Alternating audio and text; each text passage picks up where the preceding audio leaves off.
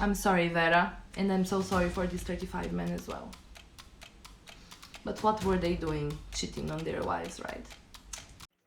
Vera Renczi, the most beautiful serial killer, intelligent, manipulative, a control freak. She was a gorgeous lady and a very efficient serial killer.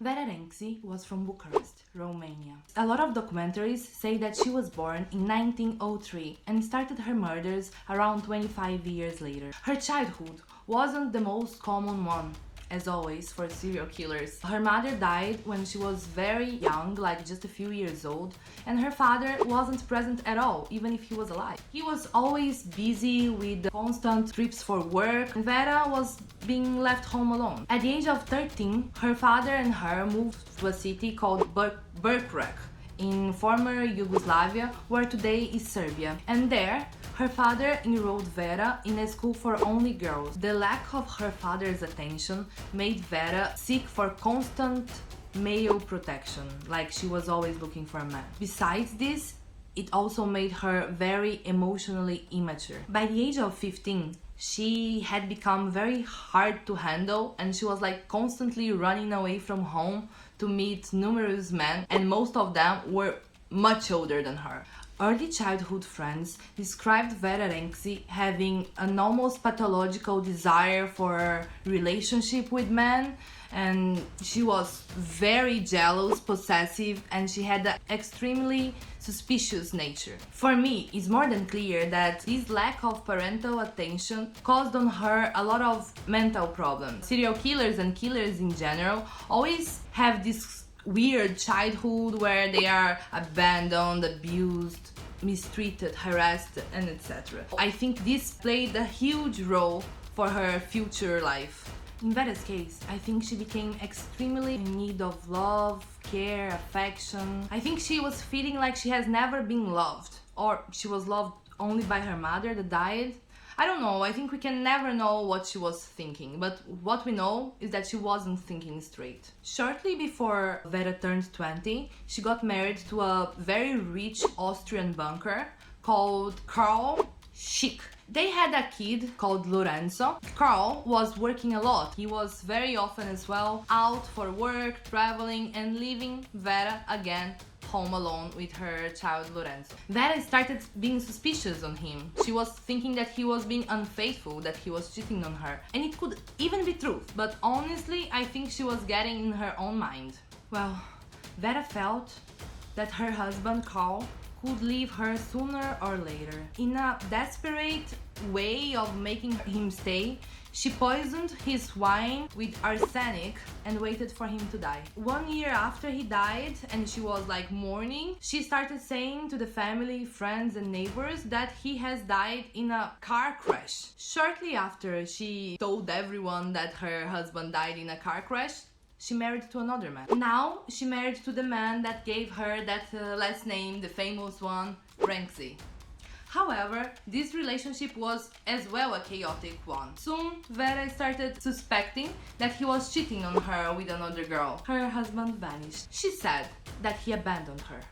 But obviously, we know she poisoned him with arsenic. A little dose every day this time, and she waited for him to die. One more time, 1 year later, she got the resolution of this case. She started telling everyone that she got a letter from him telling that he didn't love her anymore and that he would never come back. Although Vera did not remarry, she kept looking for love somehow. She carried out so many affairs. Sources say that she was going to Vienna in Austria, getting in relationships with foreigners that she would date and sometimes engage as well in orgies. Many of these men were brought as well to her city in Yugoslavia, and that would be the last time they would breed. It makes sense that she was going for immigrants in Vienna, because this way the police had very few or no information about them, and it would be hard to track or to notice their death. Her target was mainly married men. She lured them, she seduced them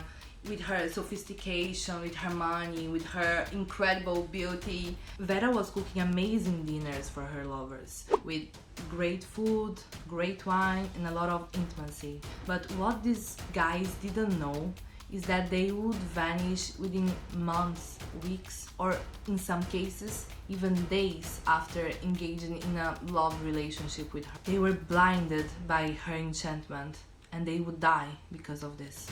Vera was spicing their food or their wine with arsenic, which is a very common substance that was used as poison throughout the centuries. And only when the poison would start making an effect, only when they would start feeling pain, she would let them know that she was the last woman that they loved, the last woman that they saw, and in this case, they would never be able to abandon her, or even worse, cheat on her, because now they are dead. It's crazy because all of us suffer from love. All of us feel a lot of pain if we are cheated on or if the person we love abandoned us. But we pass through it, we move on. We do not substitute the love of the people alive with the love of the dead ones. It's clear that Vera wasn't sane.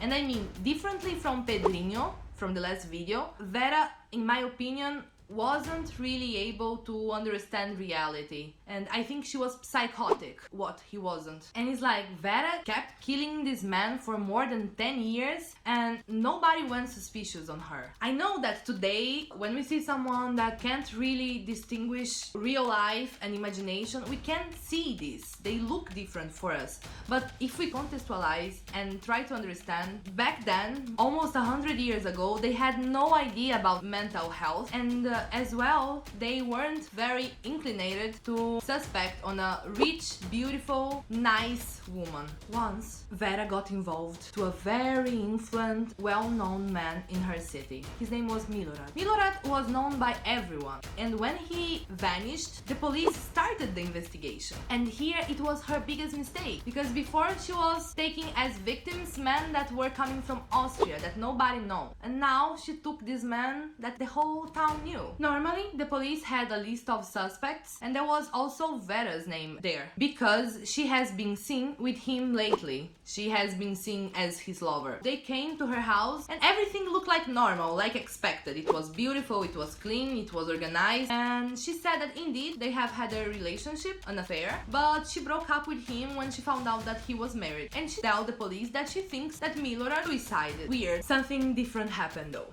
Milorad's wife finds a love letter from Vera to her husband in the pocket of his jacket and goes to the police and shows that and asks to give a second look. The police, not having anyone else to investigate, went back to her house to make a better and more detailed search. As soon as they get to Vera's wine cellar in the basement, they find 35 unburied zinc coffins. And why zinc coffins? Because, first of all, they were the most luxurious and most expensive one. Besides that, the zinc could somehow preserve the bodies so they wouldn't decompose so fast. Each of these coffins had a male corpse inside, and they were in various states of decomposition. Yeah, of course, because she killed them throughout these 10 years, so some of them were more recent, some of them were there for so many years. Keep these bodies, these corpses in her wine cellar can look so freaking disgusting and weird for us, but it's a very common trait of serial killers.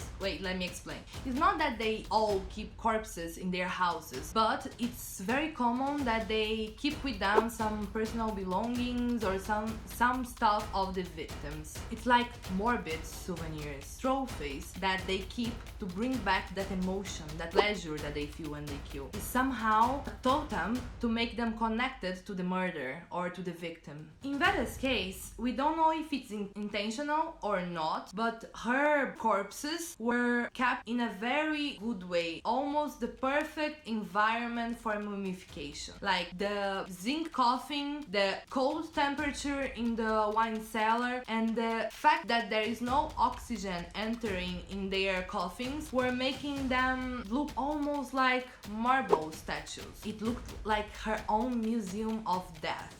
And she could and she would sit between them, drink a glass of champagne and enjoy their company. Vera confessed that she killed these 35 men when she was thinking that they were being unfaithful, or if she was thinking that their interest on her was passing, so she would kill them. During the police investigation, they opened each of the coffins in front of Vera, and she showed no remorse, no pain, until they opened the 12th coffin, and there was Lorenzo, her young child, that she confessed killing after he found out what she was doing to this man. Vera was convicted of 35 murders and sentenced to life in prison. Funny fact, back in those days, probably anywhere in the world, a person would have been sentenced to death in this case, like killing 35 people. But in Yugoslavia, in those days, it was forbidden to sentence a woman to death. In 2005, the 3-part series from Discovery Channel called Deadly Woman portrayed her and told her story, with also commentaries from FBI agents, criminal profilers, and etc. So it's very interesting. If you want to see a little bit more about her story, you can check it out. And if you look a little bit on the internet, you can also find her complete criminal profiling. But unfortunately, it's only in Romanian because she was from Romania. So if you don't speak, it's kind of hard. You can say that you'll put all these links in the description. I'm gonna put the links on the description, and that's it. Tell me what you think, please, about the story of Vera. If you think that she was psychotic, or if you think she was just, I don't know, very mean, or what do you think? I personally think that she was not able to understand reality, as I said, and thinking that in this way she would be able to be loved once in her life and loved forever. Obviously, her childhood, again, made her life a little bit more complicated, and what can we say? I'm sorry, Vera, and I'm so sorry for this 35 men as well. But what were they doing? Cheating on their wives, right? So guys, that's it. That was the story of Vera Renczi, the known Black Widow. Please let me a comment here telling me who you want to listen about in the next video. If you have some information about Vera that we might missed, let me know as well your opinion about her. If you think that she was simply evil, or if you think that she was maybe having some mental issues and she could not really understand the word and what love really means. Thank you very much for watching until here. If you want to see the other videos about this series of serial killers, you just need to click here and you're gonna see. Guys, see you later, alligator. Or after a while, crocodile.